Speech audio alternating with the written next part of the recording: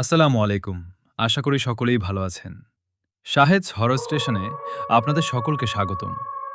আজকে আমি আপনাদের এমন একটি ঘটনার কথা বলবো, যা শুনলে হয়তো আজ রাতে আপনার ঘুম হারাম হয়ে যাবে।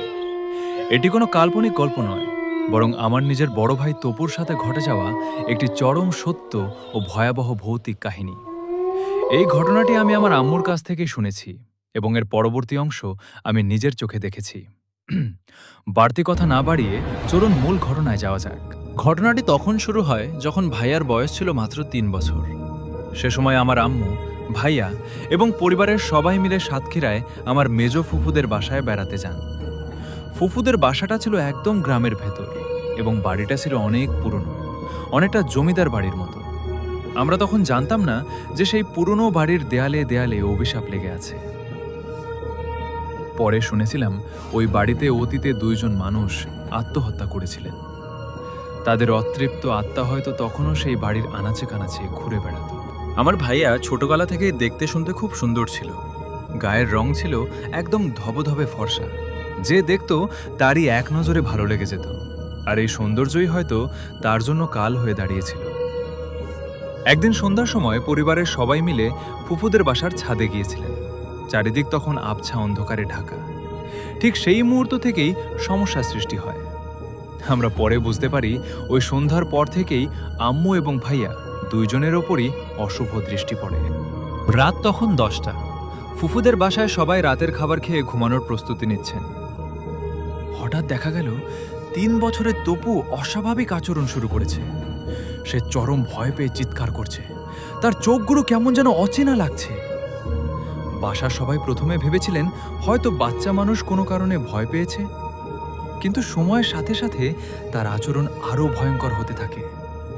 বাড়ির বড়রা তখন বুঝতে পারেন এটি সাধারণ কোনো ভয় নয়, তপুর ঘাড়ে জিন আছর করেছে।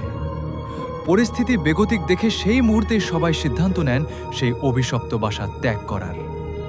তড়িঘড়ি করে সবাই আমাদের নিজস্ব বাসায় ফিরে আসেন, কিন্তু আমরা জানতাম না সেই অশুভ শক্তিও আমাদের পিছু পিছু আমাদের বাড়িতে চলে এসেছে। বাসায় আসার পরও তপুর অবস্থা ভালো হচ্ছিল না। জিনের হাত থেকে ওকে রক্ষা করার জন্য আমাদের মসজিদের ইমাম সাহেবের কাছে নিয়ে যাওয়ার সিদ্ধান্ত হয়। ইমাম সাহেবের কাছে নিয়ে যাওয়ার পথে ঘটে এক অভাবনীয় ও ভয়াবহ ঘটনা। ৩ বছরের ছোট্ট তপু হঠাৎ করেই আম্মুর চুল ধরে জোরে টানাটানি করতে শুরু করে। আম্মু তখন মনে মনে আয়াতুল কুরসি পড়ছিলেন। হঠাৎ তার তপু বলে ওঠে, তুই আয়াতুল কুরসি পড়তেছিস কেন? এই কথা শুনে আম্মু স্তব্ধ হয়ে যান। চরম আতঙ্কে তার শরীর শিউরে ওঠে। ৩ বছরের একটা বাচ্চার পক্ষে আয়াতুল কুরসি শব্দটি উচ্চারণ করা বা আম্মু মনে মনে কি পড়ছেন তা বোঝা কিভাবে সম্ভব? অনেক কষ্টে তপুকে ইমাম সাহেবের কাছে নিয়ে যাওয়া হয়। ইমাম সাহেব সবকিছু দেখে তপুকে 2টা তাবিজ দেন। তিনি জানান তপুর ঘাড়ে 2টা অত্যন্ত দুষ্টু মেয়ে জিন ভর করেছে। ইমাম সাহেব আরও একটি ভয়াবহ ভবিষ্যদ্বাণী করেন। তিনি বলেন, তারা চিরস্থায়ীভাবে কখনো ওর কাছ থেকে যাবে না। এখন তাবিজের জোরে শান্ত থাকলেও ওর বয়স যখন 18 বছর পূর্ণ হবে, তখন ওরা আরও ফিরে আসবে। ইমাম সাহেবের দেওয়া তাবিজের কারণে অনেকগুলো বছর ভাইয়া সুস্থভাবেই কাটিয়ে দেয়। আমরা ভেবেছিলাম হয়তো সব ঠিক হয়ে গেছে, কিন্তু ইমাম সাহেবের কথা মিথ্যে হয়নি। ভাইয়ার যখন ঠিক 18 বছর পূর্ণ হলো, তখন ওরা আবারও ফিরে এলো। এই মুহূর্তটা আমি নিজের চোখে দেখেছি। আমি আর ভাইয়া তখন একসাথে এক ঘরে ঘুমাতাম। হঠাৎ একদিন রাত তখন প্রায় 3টা। আমার ঘুম ভেঙে যায়। আমি দেখি ভাইয়া বিছানায় উঠে বসে আছে। তার চোখ দুটো আগুনের মতো লাল, আর চাহনি একদম অচেনা।